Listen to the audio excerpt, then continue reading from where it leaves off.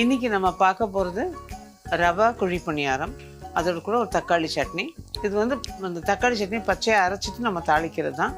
ரவையும் பார்த்திங்கன்னா இது வதக்கி எல்லாம் கலந்துட்டு நம்ம குழி பணியார கல்ல ஊற்றுறது தான். முதல்ல அதுக்கு என்னென்ன தேவைன்னு பார்த்துட்டு அதுக்கப்புறம் இது எப்படி பண்ணுறதுன்னு பார்க்கலாம். ரவை பணியாரம் செய்ய தேவையான பொருட்கள்: பாம்பே ரவை 1 கப், அரிசி மாவு 1/4 கப், ஒரு நாள் புளித்த தயிர் 1/2 கப், பொடியாக நறுக்கிய வெங்காயம் 1 கப், பொடியாக நறுக்கிய தேங்காய் துண்டுகள் 1/4 கப், கடலை பருப்பு 1 டேபிள் ஸ்பூன், கடுகு 1½ டீஸ்பூன், உளுந்து 1 டேபிள் ஸ்பூன், பொடியாக நறுக்கிய பச்சை மிளகாய் 1½ டேபிள் ஸ்பூன், பொடியாக நறுக்கிய கொத்தமல்லி தழை சிறிதளவு, கருவேப்பிலை சிறிதளவு, எண்ணெய் தேவையான அளவு, உப்பு ருசிக்கேற்ப. கார சட்னி செய்ய தேவையான பொருட்கள்: தக்காளி 2, வெங்காயம் 1, பூண்டு 4 முதல் 5 பற்கள் வரை, புளி ஒரு சிறு துண்டு, காய்ந்த மிளகாய் 5 முதல் 6 வரை, கடுகு 1 டீஸ்பூன், உளுந்து 1 டீஸ்பூன், கருவேப்பிலை சிறிதளவு, உப்பு ருசிக்கேற்ப, எண்ணெய் 2 டேபிள் ஸ்பூன். அந்த ரவா பணியாரத்துக்கும் தக்காளி சட்னிக்கும் தேவையான பொருள்லாம் பார்த்தோம் இல்லையா? இந்த ரவா பணியாரத்தை கொடுத்துருக்கிற இந்த ரவையும் அரிசி மாவையும் தயிரோடு கலந்து கொஞ்ச நேரம் ஊற விட்டுருங்க.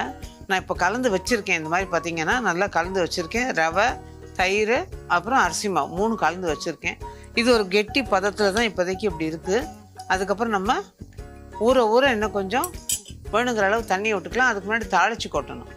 அதுக்கு முன்னாடி கார சட்னி, அந்த தக்காளி சட்னி கொடுத்துருக்கோம் இல்லையா, அதுக்கு கொடுத்துருக்குற வெங்காயம், தக்காளி, காஞ்ச மிளகாய், உப்பு, புளி இது எல்லாத்தையும் சேர்த்து முதல்ல அரைச்சிட்டு வந்துட்டோன்னா அதை தாளித்து கொட்டிட்டு அதுக்கப்புறமா இந்த ரவா பணியாரத்துக்கு தாளித்து வதக்கி கொட்டிடலாம்.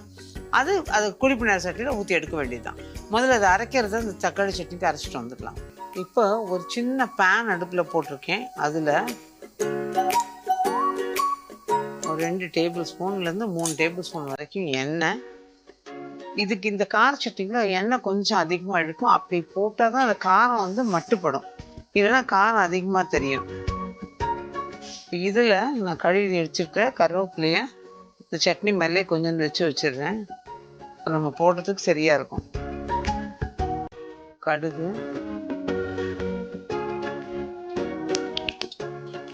கடுகு நல்லா பொரியணும். அதில் உளுந்து. விஷயம் கடுகு நல்லா பொரிஞ்சது தான் அந்த ஃப்ளேவர் உங்களுக்கு கிடைக்கும், டேஸ்ட்டும் கிடைக்கும். கடுகு பொரியல்னா கசந்து இருக்கும்.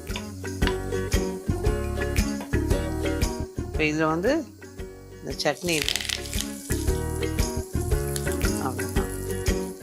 அது ஒரு பக்கம் தாளிச்சாச்சு. இப்போது இந்த மாவுக்கு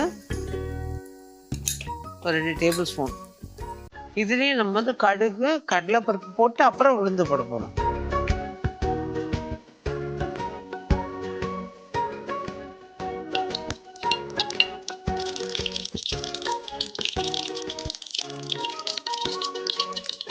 இப்போ கடுகு நல்லா பொரிஞ்சிருக்கு. இதில் கடலைப்பருப்பு முதல்ல சேர்த்துருங்க, அப்புறம் உளுந்து சேர்க்கலாம்.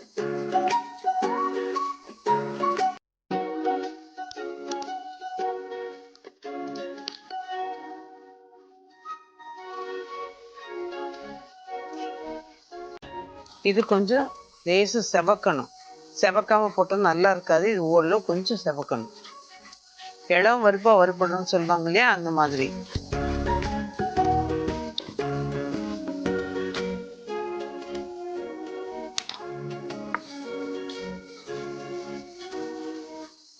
இப்போதான் செவக்க ஆரம்பிக்குது. இந்த நேரத்தில் நம்ம இந்த பச்சை மிளகாயை முதல்ல சேர்த்துடலாம்.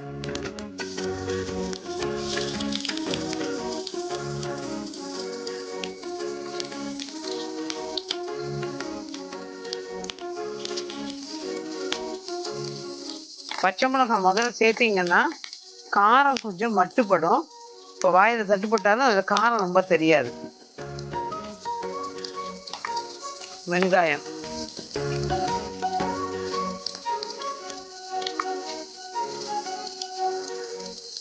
ஒரு சிட்டிகை உப்பு இந்த வெங்காயத்துக்கு.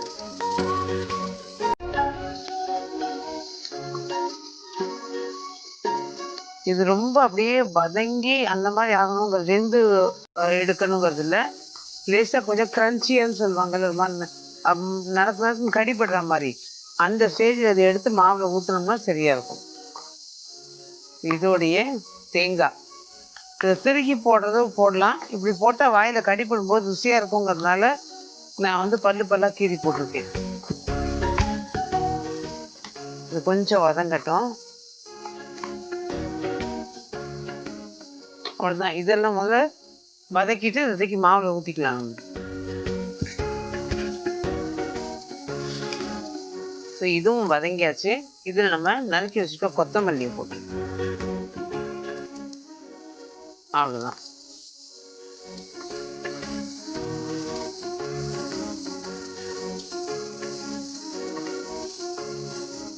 அவ்வளோதான். இப்போ இது சூட்டோட இந்த மாவில் போட்டுடலாம். ஆனால் அதுக்கு முன்னாடி மாவோட கன்சிஸ்டன்சி இன்னும் கொஞ்சம் தண்ணியாக இருக்கணும்.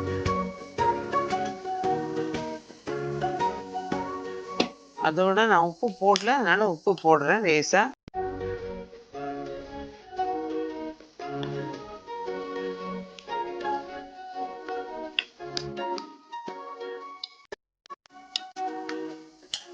இதையும் சேர்த்து அதை போட்டுட்டு கலந்துடலாம்.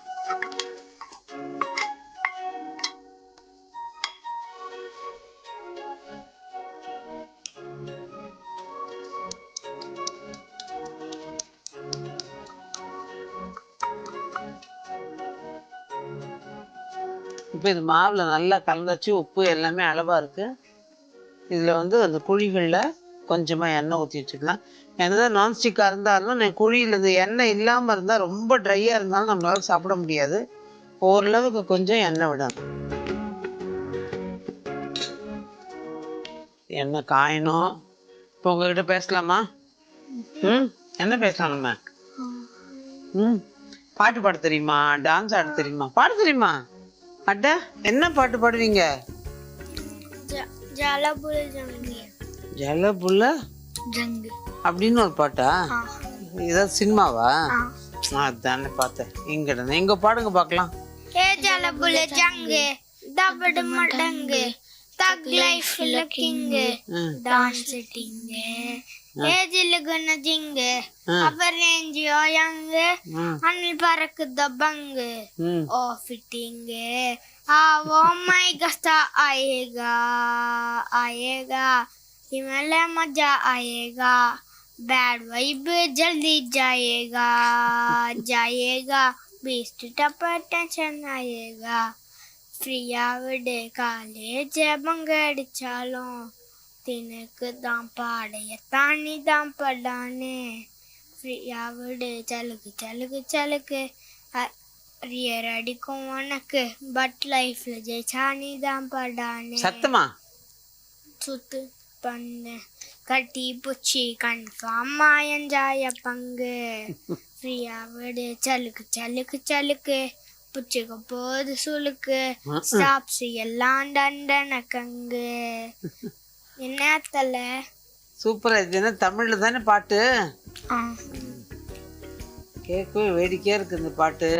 இப்போ இந்த ரவா பணியாரத்துக்கு கன்சிஸ்டன்சி பார்த்தீங்கன்னா நான் ரொம்ப தண்ணியெல்லாம் வச்சுக்கலிங்க. ஓரளவுக்கு நார்மலாக வச்சுருக்கேன்.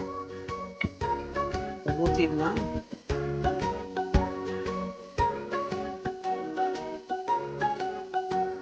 உங்களுக்கு ஏதாவது பாட்டு தெரியுமா?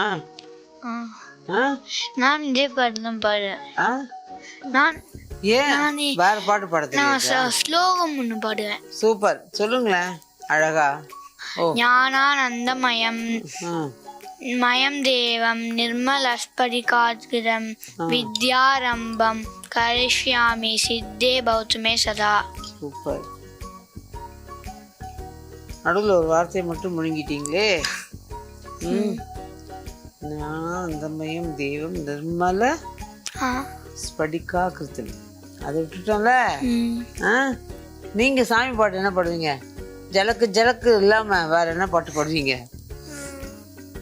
அரும் பேராற்றல் இரவும் பகலும் எல்லா நேரங்களிலும் எல்லா தொழில்களிலும் உறுதுணையாகவோ பாதுகாப்பாகவோ வழி நடத்துவதாகவோ அமையுமாக. வாழ்க வையகம் வாழ்க வையகம் வாழ்க வளமுடன் வாழ்க வளமுடன். குரு வாழ்க குருவே துணை. சூப்பர். இது எதுல படிச்ச? ஸ்கூல்ல சொல்லி தந்தாங்க. ஸ்கூல்ல சொல்லி தந்தாங்களா? Very good. சூப்பரா சொல்றீங்களா இதெல்லாம். ஆனா குவைட்டா இருக்கீங்களா? உங்க அப்பா அம்மாட்ட கேட்டா இந்த பையன் குவைட்லாம் கிடையாது, எங்க வீட்டுல நல்லா பேசுவான் அப்படின்றாங்க. இங்க பேச மாட்டீங்களா? என்னை பார்த்தா பயமா இருக்கா? அப்புறம் நல்ல கலகலன்னு பேசினல, அப்பதானே எல்லாருக்கும் அதான் இந்த பையன் இப்படி பேசுறான்னு தோணும். நீங்களும் நல்லா வீட்டுல கலகலன்னு பேசுவீங்களா? அதனால பேசாம குவைட்டா இருப்பீங்களா? பேசுவீங்களா? அம்மாக்கு என்ன ஹெல்ப் பண்ணுவீங்க? அப்பப்போ தோசை ஊற்றி தருவேன். தோசை ஊற்றுருங்க. சப்பாத்தி சாதம் அதெல்லாம் இன்னும் பழக்கலை. நம்ம என்ன சார் செய்வோம், நம்மள விட மாட்டாங்க. அவர் என்ன செய்வாரு? நான் வந்து அம்மாக்கு துணி மடிக்க ஹெல்ப் பண்ணுவேன். துணி மடிக்க ஹெல்ப் பண்ணுவேன். சரி, அது கூட ஏதோ ஒரு ஹெல்ப் பண்ணுறது தானே இல்லை? அதெல்லாம் பண்ணதான் தேவை. அம்மா பாவம், அவங்க மட்டும் தனியாக கஷ்டப்படணுமா? இல்லை இல்லை. ஹோம் ஒர்க்லாம் யார் உட்காந்து எழுதுவா? நீ எழுதிக்குவ. யாரும் ஹெல்ப் வேண்டாம். தெரியாத கூட அம்மாட்ட கேட்குறேன்னா தெரியாத அம்மாட்ட கேட்பீங்க, சொல்லி கொடுத்துருவாங்க. சரி சரி. நீங்க ஹோம் ஒர்க் நீங்களே எழுதிக்கிறீங்க? அக்காட்ட கேட்பேன். அக்காட்ட கேட்பேன்.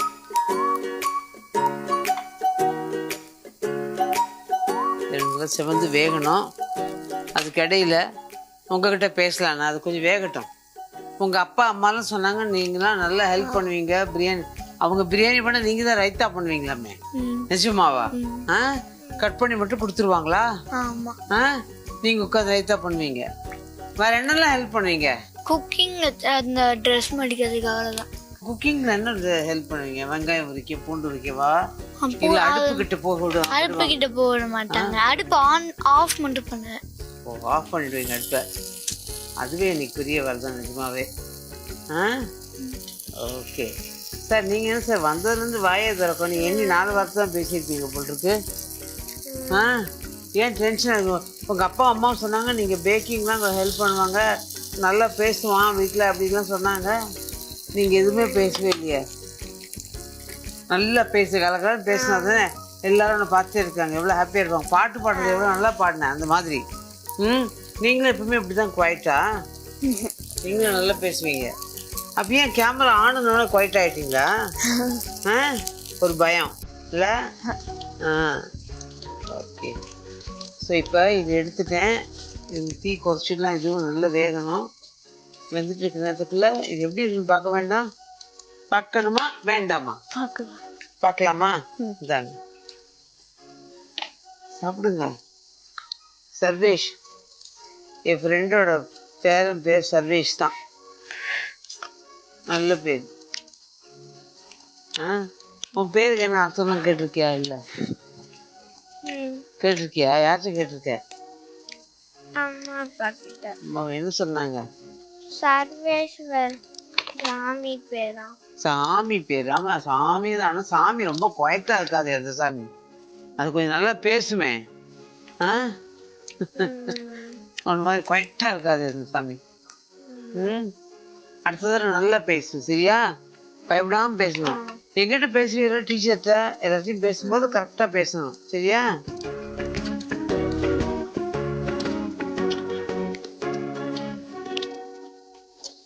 எப்படி இருக்கு பணியாரம்?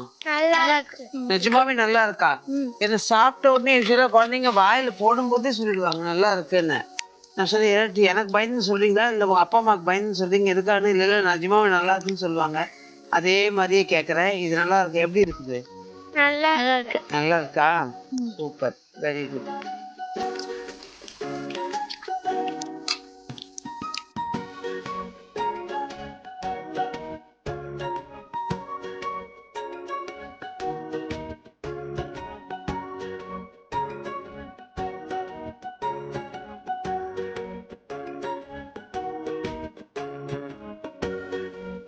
இந்த புளிப்புணத்தை என்ஜாய் பண்ணி சாப்பிட்டுட்டு இருக்காங்க. நிச்சயமா குழந்தைங்க எல்லாருக்கும் பிடிக்குது. ஒவ்வொரு டிஷ்ஷும் அவங்களுக்கு பிடிச்ச மாதிரி தான் பார்த்து நம்ம பண்ணுறோம். ஸோ அது வந்து கொஞ்சம் ஹெல்த்தியாகவும் இருக்கணும், பாரம்பரியமாகவும் இருக்கணும் அப்படிங்கிறது தான் என்னோட ஆசை. ஸோ தேடி சில இந்த மாதிரி விஷயங்கள் தான் நம்ம பார்த்து பண்ணுறோம். அது நல்லா சந்தோஷமாக சாப்பிட்டுட்டு இருக்காங்க. இதே மாதிரி செஞ்சு கொடுங்க. உங்கள் குழந்தைங்களும் நல்லா என்ஜாய் பண்ணி சாப்பிடுவாங்க. மீண்டும் இன்னும் ஒரு பதிவில் உங்களை சந்திக்கும் வரை நன்றி, வணக்கம்.